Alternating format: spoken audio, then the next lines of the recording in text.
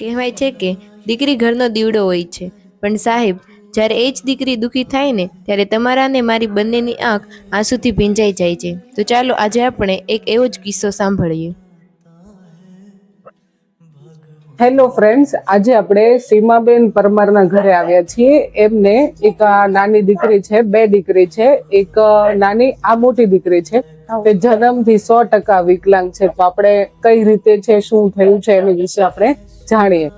તો આ દીકરીનું નામ શું છે? નિષ્ઠા પરમાર.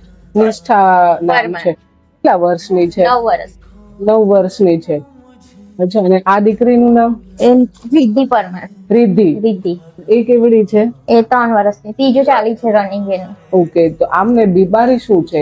એ ચાઇલ્ડ પેશન્ટ છે, એટલે ચાલવાનું, બેસવાનું, બોલવાનું ટોટલી કશું જ નહીં. ઓકે, કઈ જ નહીં. હા, આખું પથારીમાં જ છે. બધું સીપી પેશન્ટ. સીપી પેશન્ટ કહેવાય. હા. ઓકે, એમને એટલે જન્મથી જ આ તકલીફ છે, બોર્નથી જ છે. હા. ઓકે, તો ત્યારે ખાવા પીવાનું? એ કશું ખાય પે નહીં, એને ટોટલી દૂધ ને બિસ્કીટ જ આલવા પડે પાલે, બાકી કશું ખાય નહીં. દાળ ભાત ખાય ને તો ખાલી મોડા દાળ ભાત મારે મિક્સરમાં ગ્રાઇન્ડ કરીને આપવા પડે, એકદમ લિક્વિડ. મતલબ ઓકે, લિક્વિડ જ બધું ખાય છે. ઓકે, શાક રોટલી કેવું કઈ નથી ખાય. એને ગળામાં નળી પણ સાંકડી છે, હૃદયમાં કાણું પણ છે. 4 વાર તો મેં એને અમદાવાદ લઈને ગઈ છું. હૃદયમાં કાણું છે, અન્નળી સાંકડી છે. અત્યાર સુધીમાં કઈ સર્જરી, ઓપરેશન એવું બધું? ઓપરેશન તો નથી કર્યું, રિપોર્ટો ને એવું પણ બહુ કરાયો નહીં, તો 3 થી 4 લાખ રૂપિયાનો ખર્ચો પણ નહીં. 3 થી 4 લાખ. સાસુ સસરાએ અમને સપોર્ટ કર્યો છે એમનો, થી બહુ એ કર્યું. પછી એને છે ને સ્પેશિયલ, હું પેલા અહીંયા આગળ રાજપોઈન્ટ પાસે છે, તો રોજના 150 રૂપિયા આલતી હતી એને. તો એને પેલી ફિઝિયોથેરાપી કરાવી, ડોક્ટરને MRI 2 વાર કરાયા. તો એમને એવું કીધું કે ના, તો આમ તો છે ને કે કન્ટિન્યુ કાયમ માટે જ કરાવવું પડશે. ત્યાં પછી અહીંયા આગળ 4 રસ્તા છે ને ઉગટ પાસે, ત્યાં પણ મેડિકલ કોલેજ છે, તો ત્યાં પણ મેં વર્ષ સુધી એને ફિઝિયોથેરાપી કરાવી. પછી પાછું MRI ને એવું કરાવ્યું, તો ડોક્ટરે એવું કીધું કે તમારે કાયમ માટે કરાવવું પડશે.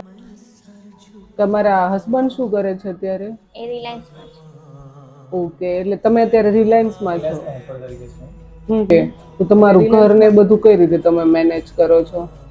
આ ભાડાનું ઘર છે? ભાડાનું ઘર છે. ઓકે, અત્યારે આ છોકરીની પોઝિશન એવી છે એટલે એનાથી તો કઈ નીકળાય નહીં બહાર. હા, જોબ કરી શકે એવી પોઝિશન જે કરો તે મારા પર મારી રીતે કરવું પડે. તમારા પર જ આખું છે. ઓવર ટાઈમ ને એવું મળે તો હું સ્ટોબલી ઓવર ટાઈમ કરવાની કોશિશ કરું છું. ઓકે, ઓવર ટાઈમ કરીને જે બી એક્સ્ટ્રા ઇન્કમ થાય એની ટ્રાય કરો.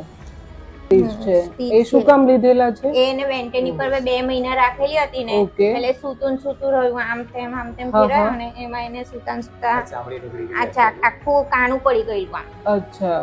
હા, તો પછી એને આમ કરીને સ્ટીચ લીધેલા હતા. ઓકે, પછી અહીંયા આગળ પણ આપણી જેવી છે ને એની આખી ત્રાસ. ઓકે, સૂતું કરોડરજ્જુ એનો ત્રાસ. પછી અહીંયા પણ સૂતું રહીને એટલે આખું એ થઈ ગયું છે. ઓકે, પછી આનું હેડ કંટ્રોલ પણ નહીં રહે. હેડ કંટ્રોલ પણ. ઓકે, માથું પણ એના કંટ્રોલમાં પણ કશું નહીં. હાથ પણ એને આવા જ રહે. પછી પગ પણ એને આવા સીધા જ રહે.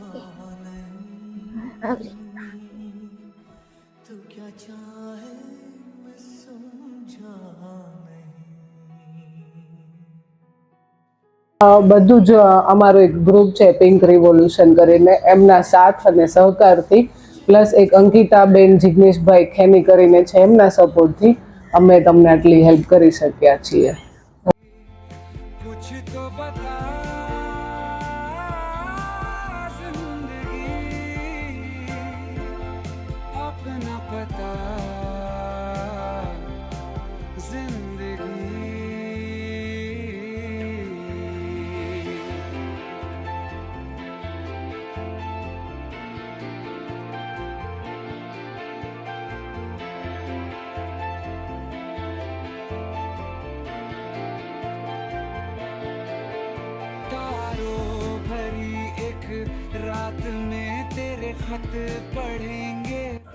મિત્રો, તમે પણ આ નાનકડી 9 વર્ષની નિષ્ઠાના જીવનમાં અંજાળું કરવા ઈચ્છતા હોય તો અહીં આપેલા મોબાઈલ નંબર પર સહાય કરી શકો છો.